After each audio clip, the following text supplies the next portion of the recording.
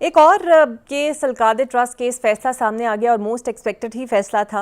आपको लगता है कि अब रिहाई की उम्मीदें वाकई अब दम तोड़ गई हैं या कोई ना कोई रास्ता मुज़ाकरात से निकलेगा या कहीं और से निकलेगा?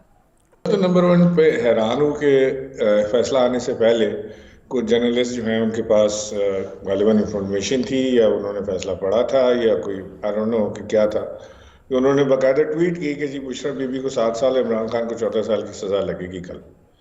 और वही फैसला आया तो कैसे चेक होना चाहिए कि इनको कैसे एग्जैक्टली पता लगा कि ये कैसे हुआ सारा कुछ। हम्म। और ये जो जो सारा मामला है अलकादर ट्रस्ट केस का, मैं समझता नहीं कि ये सस्टेन करेगा हाई कोर्ट के अंदर, बिकॉज इसके थोड़ा सा बेसलेस है। इसके अंदर कोई जो वकील हैं वो वकला हैं जो अपोजिट साइड के, वो कोई चीज़ प्रूव नहीं कर पाए।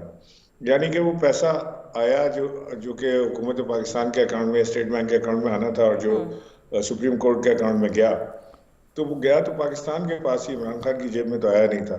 तो एनीवेज ये केस बिल्डअप नहीं हो सका और इस केस की कोई खदोखाल मुझे ऐसा नजर नहीं आता कि सस्टेन करेगा। तो मुझे तो कोई इसमें इल्हाम नहीं है कि ये सुप्रीम कोर्ट या हाई कोर्ट के अंदर ये केस जो है बहुत ज्यादा आगे जा पाएगा। और आपको नहीं लगता कि बहुत हद तक पीटीआई की मौजूदा क़यादत या ख़ुद खान साहब की जो कानूनी टीम है वो उन्हें रिलीफ दिलवाने में नाकाम रही, और अब जब ये फैसला आ गया है तो कभी जज पर सवालात उठाए जाते हैं, कभी 20 साल पहले उसके ट्रैक रिकॉर्ड को खोला जाता है, लेकिन जब ये समाअत हो रही थी उस वक्त कोई सही दलाल या पैरवी नहीं की गई? नहीं, पैरवी तो वो कर रहे थे बेचारे, लेकिन जाहिर है कि देखें, लॉयर्स को तो मैं कुछ इसलिए नहीं कह सकता कि लॉयर्स तो वहाँ टॉप नॉच लॉयर्स मौजूद हैं।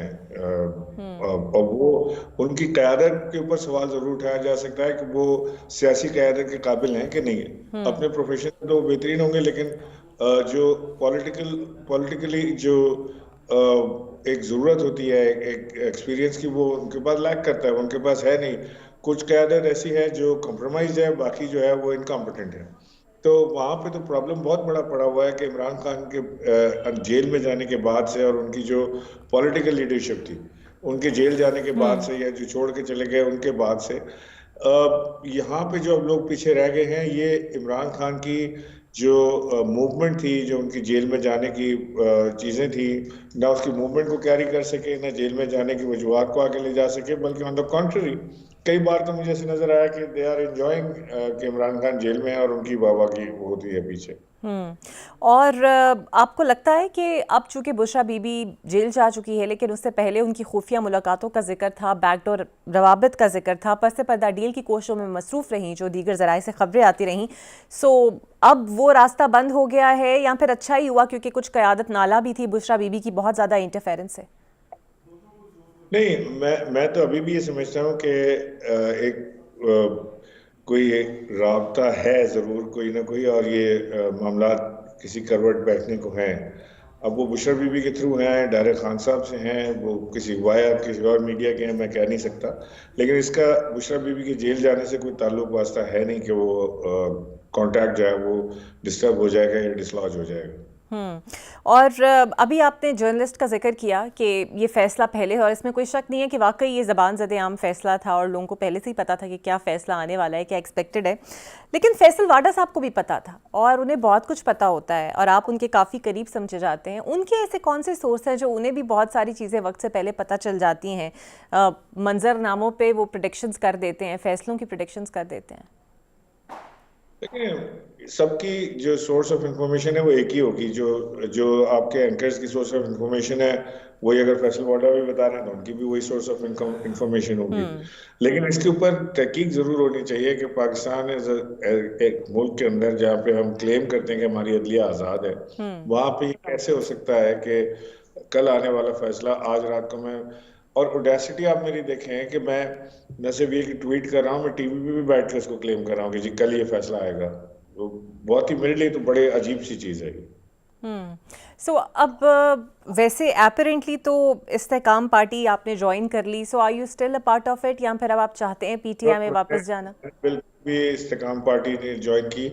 हम एक उनकी जो लॉन्चिंग सेरेमनी थे उसमें गए थे, उसके बाद से कभी उसकी कोई मीटिंग या कोई और चीज़ हमने कभी ज्वाइन नहीं की।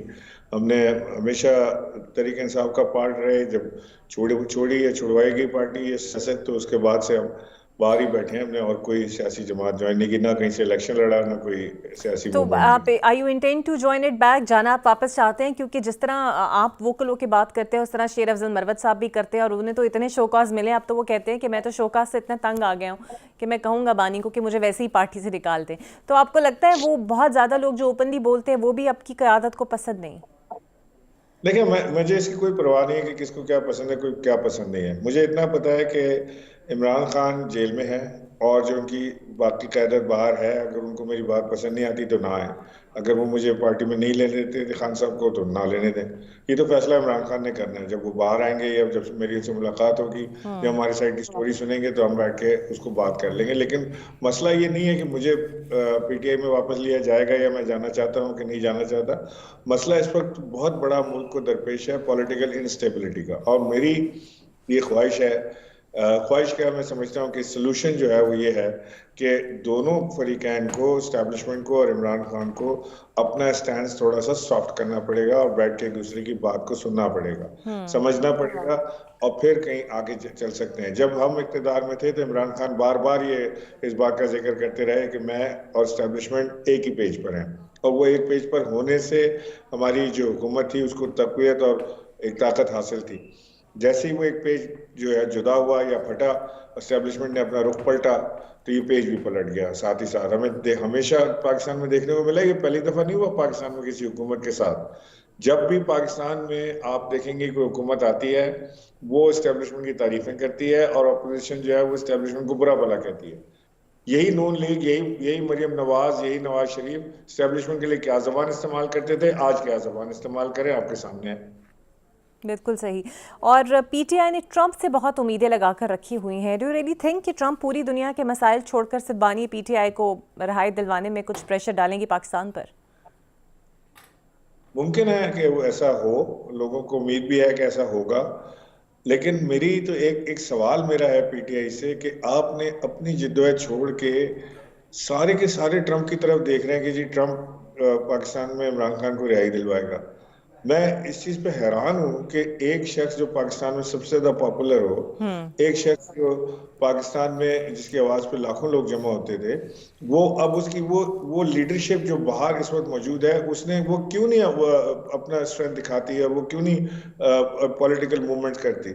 बजाय वो पॉलिटिकल मूवमेंट करने की, वो आराम से अपने रेस्टोरेंट, अपने एयर कंडीशन ऑफिस में या ड्राइंग रूम में बैठ के उसका इंतजार कर रहे हैं कि जी ट्रंप वहां से ट्वीट करेगा या ट्रंप फोन करेगा और पाकिस्तान में भूचाल आ जाएगा और इमरान खान रिहा हो जाएंगे, विच इज वेरी रॉन्ग। अगर ट्रंप की ट्वीट या ट्रंप के फोन का इंतजार इमरान खान को नहीं है तो ये बाकिया लीडरशिप उसका इंतजार क्यों कर रही है? और अगर उसके फोन से ही रिहा होना है तो फिर तो सारी जो उनकी मेहनत और जद्दोजहद थी वो तो रायगा चली जाएगी। बिल्कुल सही। और आपको लगता है कि चूंकि वो बंद लिफाफा पूरी काबीना में घुमाया गया और पूरी काबीना से साइन करवाए गए, तो फिर बाकी काबीना को भी तो उन पे भी फर्दर जुर्म लगनी चाहिए थी, उन्हें भी बुलाना चाहिए था, लेकिन उनको तो कुछ नहीं कहा गया। देखिए, मैंने आपसे पहले भी कहा ना कि इस केस में कोई इतनी जान है नहीं कि ये सारा काम करते हैं। बाकी काबीना के आधे अरकान तो जो है वो शायद पीटीआई में अब रहे भी नहीं है, तो वो एक जब जरूरत होगी तो शायद हाई कोर्ट शायद बुला भी ले उनको। लेकिन अगर इतना ही इस हुकूमत को गम था कि वो पैसा सुप्रीम कोर्ट में पड़ा रहा और हुकूमत पाकिस्तान को उसका इंटरेस्ट भी मिलता रहा, बड़ा ठीक ठाक इंटरेस्ट उसका उनको बैंक रेट से मिला है, वो उन्होंने लिया है, तो वो जिस तरह इस काबीना ने बकौल इनके गलत फैसला किया था और उन्होंने वो पैसा जो है वो उधर डाल दिया था सुप्रीम कोर्ट के अकाउंट में, ये एक और फैसला ले लें कि वहां सुप्रीम कोर्ट के अकाउंट से निकाल के स्टेट बैंक के अकाउंट में डाल दें।